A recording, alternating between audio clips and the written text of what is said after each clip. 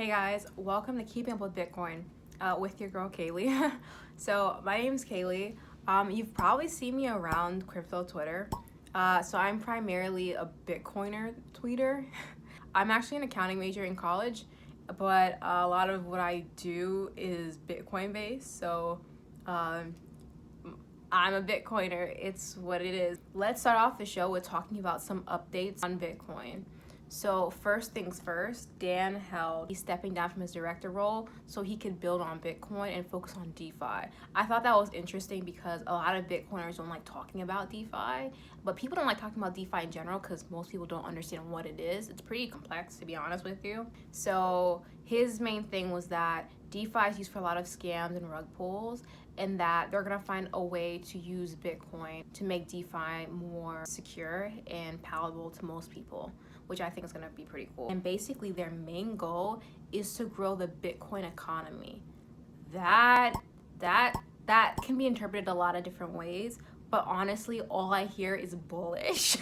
Cause it's like during the bear market, most people are building. They're building the largest ecosystem of Bitcoin applications. So that's pretty freaking bullish. All right, so we have to talk about AlexGo next. And they're the biggest decentralized finance platform there is on Bitcoin right now.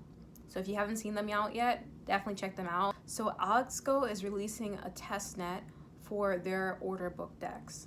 So this is a huge thing because anyone could have gotten a whitelist for it. To test their order book, they wanted people from the community, the Stacks ecosystem, to test the order book. You would give them your email and your Stacks address, and they would verify you, and then you would have access to the beta, and then you'd help test it out, and you get rewarded with funds from Alex. Sounds pretty great, right? So honestly, it's great because one, you get rewarded, but also you get to see the testnet in full action. You get to test it out and to be a part of something like that. It's good for experience and it's free and it rewards you for your time.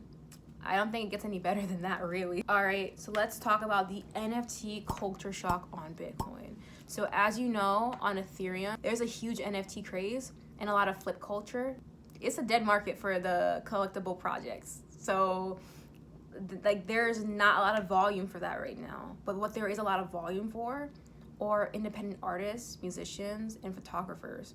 So it's crazy right now. So if you go into any Discord on Stacks, you'll see that the smaller communities that are very independent artist driven are succeeding because they know how to cater to their community and to other communities. They are providing a value of their own creations. So whether that's photography, music, fine art, or just art in general, just a lot of people building and looking forward to seeing a bright future on Bitcoin.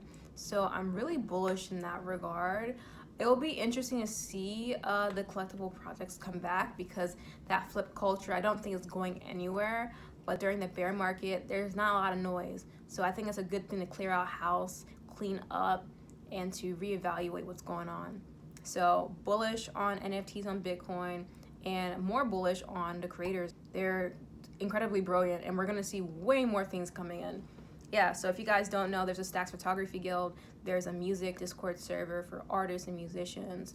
There's pretty much everything right now. So if you are a creator, definitely come into the Discords and definitely see where you belong. I mentioned this before, Buildle is the new HODL. So everybody's building right now. It's ridiculous. People are starting podcasts, they're starting YouTube channels, they're starting everything.